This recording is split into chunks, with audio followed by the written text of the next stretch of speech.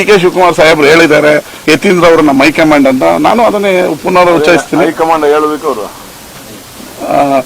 ಆದ್ರಿಂದ ಅದ್ರ ಬಗ್ಗೆ ಜಾಸ್ತಿ ಕಮೆಂಟ್ ಮಾಡೋದು ಉಪಯೋಗ ಇಲ್ಲ. ಆಮೇಲೆ ಟಿವಿಯಲ್ಲಿ ಮಾತಾಡಿದ ತಕ್ಷಣ ಯಾರು ಚೇಂಜ್ ಆಗಲ್ಲ, ಟಿವಿಯಲ್ಲಿ ಮಾತಾಡೋದಿಲ್ಲ ಅಂದ್ರೆ ಉಳ್ಕೊಳ್ಳೋದು ಇಲ್ಲ. ಅವ್ರು ನಮ್ಮ ಹೈಕಮಾಂಡ್ ಅಲ್ಲ, ಅವ್ರು ಕೊಡಕ್ಕಾಗಲ್ಲ. ಅಲ್ಲಲ್ಲ, ಇಲ್ಲಪ್ಪ, ವೆರಿ ಸೀರಿಯಸ್ ಆಗಿ ಹೇಳ್ತೇನೆ. ಅವರು ನಮ್ಮ ಹೈಕಮಾಂಡ್, ಅದರಿಂದ ನಾವು ಕೊಡೋದಕ್ಕಾಗಲ್ಲ ಅವ್ರಿಗೆ. 100% ಒಪ್ಕೋತೀವಿ. ಒಪ್ಕೊಂಡಿದ್ವಿ. ಯಾವ ತರ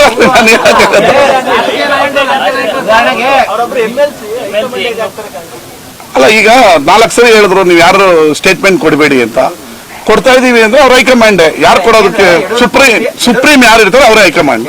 ಈಗ ಹೈಕಮಾಂಡ್ ಅವರು ಮಾತಾಡಬೇಡಿ ಅಂತ ಹೇಳಿದೆ, ಮಾತಾಡ್ತಾ ಇದಾರೆ ಅಂದ್ರೆ ಇವ್ರು ನಮ್ಮ ಹೈಕಮಾಂಡ್ ಅಂತ ಹೇಳಿರ್ಬೋದು. ನಮ್ಮವರು ಹೈಕಮಾಂಡ್ಗೆ ನೋಟಿಸ್ ಕೊಡ, ಹೈಕಮಾಂಡ್ ಅವ್ರಿಗೆ ನೋಟಿಸ್ ನಮಗ್ ಕೊಡೋದು, ಹೈಕಮಾಂಡ್ ನಾವು ನೋಟಿಸ್ ಕೊಡಕ್ ಆಗಲ್ಲ. ಇರಬಹುದು, ಅದರಲ್ಲಿ ಮಾತಿಲ್ಲ. ಈಗ ಮಾತಾಡಬೇಡಿ ಅಂದಾಗ್ಲೂ ಮಾತಾಡ್ತಾ ಇದ್ದಾರೆ, ಪವರ್ಫುಲ್ ಮ್ಯಾನ್. ಕರೆಕ್ಟ್ ಅಲ್ವಾ?